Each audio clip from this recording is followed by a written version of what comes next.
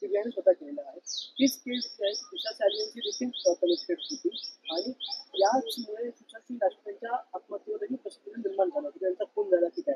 नारायण राणे यांनी देखील म्हटलेलं आहे की त्यांचा खून झाला की नाही चेक करा पुन्हा त्यांच्या नोकराला विचारून खून झाला होता की नाही.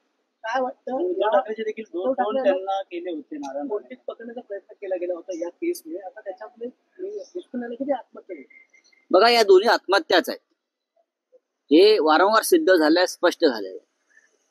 पण राजकीय बदनामीचा कट आपल्या विरोधकांचा करण्यासाठी विशेषतः ठाकरे कुटुंबियांचा या दोन्ही आत्महत्यांना कधी हत्या आहे, कधी अमुक आहे, कधी तमुक आहे अशा पद्धतीचा रंग देण्यात आला. 5 वर्षानंतर दिशा सालियांच्या वडिलांना काही लोकांनी पुढे केलं आणि याचा तपास पुन्हा करावा यासाठी याचिका त्यांनी कोर्टात नेली.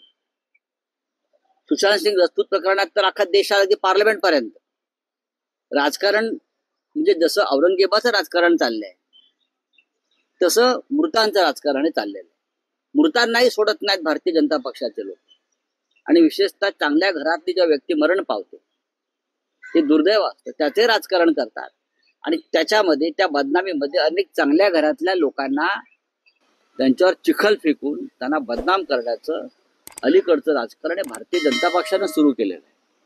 अनेक प्रकरणात सगळ्यांना आता त्रास होतोय, सगळ्यांना त्रास झालेला आहे. पण भारतीय जनता पक्षाचा हेतू काही सफल होत नाही. आमच्यासारखे लोक, ठाकरे परिवारासारखे लोक, अनिल परबांसारखे लोक ठामपणे खंबीरपणे लढत उभे आहेत. लेकिन सर कल की प्रेस कॉन्फरन्स घेतली होती त्यामुळे त्यांनी पुन्हा एकदा 2 संभाषणं सांगितली, 2 कॉल केले होते उद्धव ठाकरे यांनी आणि ते कॉल मध्ये संभाषण देखील झालं की आदित्य ठाकरेंचं नाव पत्रकार परिषदेमध्ये घेत जाऊ नका, तसं ते नाव टाळायचा प्रयत्न करा, असं 2 वेळा उद्धव ठाकरेंनी. माझं या विषयावरती माननीय उद्धव ठाकरे यांच्याशी चर्चा झाली. असं काही घडल्याचं किंवा काय उद्धव ठाकरे साहेबांनी आता पूर्णपणे इन्कार केलेला आहे. असा कोणताही फोन या संदर्भात नारायण राणे यांना झालेला नाही आणि हे संभाषण झालेलं नाही.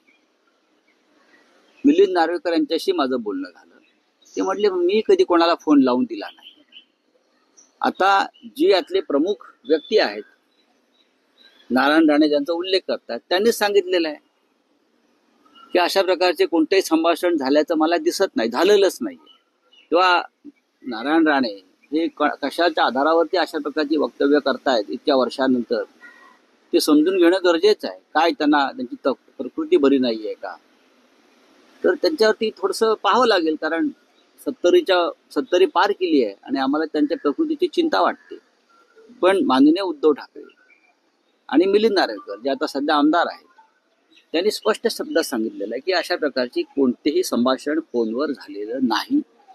किंबहुना नारायण राणे यांना जेव्हा अटक केली, त्यांनी जेव्हा मुख्यमंत्र्यांवरती जे भाष्य केलं त्यानंतर त्यांना जी अटक केली तर त्यांच्यासाठी त्यांच्या कुटुंबातून फोन आले होते उद्धव साहेबांना, जरा सांभाळून घ्या, त्यांची प्रकृती बरी नाही, त्यांना काही विकार आणि त्रास आहेत. आणि त्यानंतर संध्याकाळी उद्धव साहेबांनी त्यांना पोलिसांना सूचना देऊन त्यांना सुटका करायला आला. केंद्रातून फोन आले, अमित शहाचा फोन आला होता उद्धव ठाकरे साहेबांना त्यासाठी किंवा हमारे केंद्रीय मंत्री हे जरा संभाल केले ना. त्यांच्या कुटुंबियांचे फोन होते राणेंच्या. आता ह्या गोष्टी काढायच्या असतात का, पण तुम्ही काढल्यामुळे हे आम्हाला सांगावं लागतं. हे दुर्दैव या महाराष्ट्रात. व्यक्तिगत चर्चा सुद्धा अशा प्रकारे खोटा मुलामा देऊन बाहेर काढल्या जातात 5 वर्षांनी 10 वर्षांनी. मग असं काढायला गेलो आपण तर प्रत्येकाचंच काही ना काहीतरी संबंध कुठेतरी असतात, चर्चा घडत असतात. महाराष्ट्रामध्ये असं वातावरण कधीच नव्हतं. राजकीय विरोधक आणि सत्ताधारी यांच्यामध्ये एक संवाद कायम होता आणि कोणतीही कारवाई ही कुटुंबापर्यंत जात नव्हती किंवा कुटुंबाची बदनामी होत नव्हती. दुर्दैवानं गेल्या 10 वर्षामध्ये नरेंद्र मोदी अमित शहाचं राज्य आल्यापासून संपूर्ण देशामध्ये हे अशा प्रकारचं घाणेरडं दळभद्री राजकारण सुरू झालेलं.